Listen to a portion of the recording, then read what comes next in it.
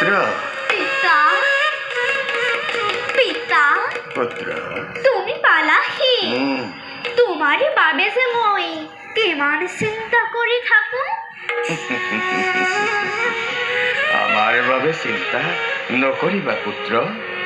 বিশেষ কাৰ্যৰ হেতু যদিও বা গৈছিল মই আশ্ৰমৰ বাহিৰে, আহিছো বেগাই কেৱল তোমাৰ কাষে।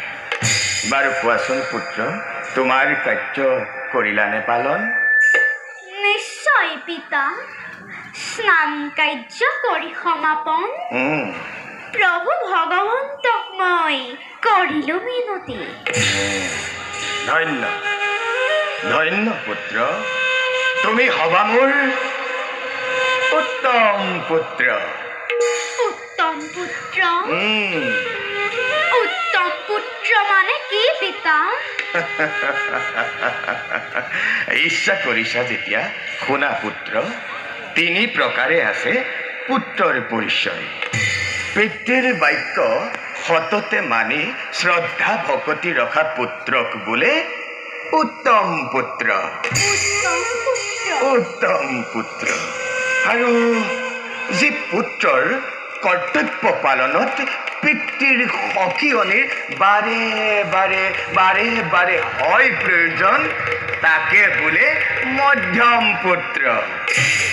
আৰু যি পুত্ৰ পিতৃৰ বাক্য কৰিও লংঘন, উশৃংখল জীৱন কৰে যাপন, তাকে বোলে অধম পুত্ৰ। তেন্তে পিতা চাবা ময়ো হম তোমাৰ উত্তম পুত্ৰ। বাছা উঠা, তোমাৰ এই মধুৰ বচনে পাহৰাই দিয়ে মোৰ অতীত জীৱন। পাছে পিতা কোৱা পুত্ৰ। নাভাবো বুলিলেও হুম। এক প্ৰশ্ন জাগে আমাৰ মনত।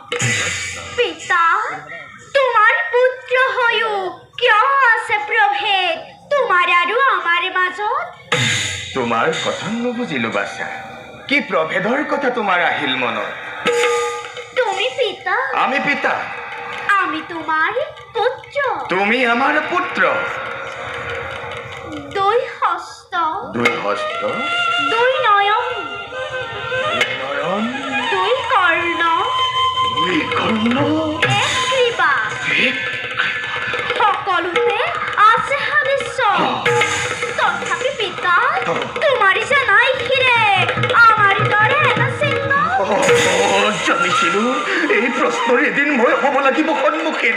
নিষ্ঠুৰী নিয়তি ৰাখি গৈছে আমাৰ দুৰ্বলতাৰ চিন পুত্ৰৰ কিৰে নিৰ্লজ্জ ভাবে।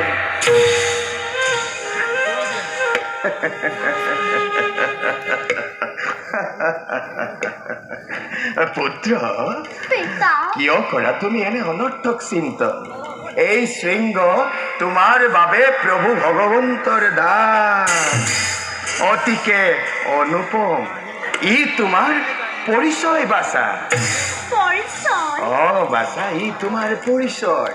আৰু সেয়ে তোমাৰ নাম ৰাখিলো আমি ঋষ্য শৃংগ। সেইবাবেই মোৰ নাম ৰাখিলা ঋষ্য সিংহ।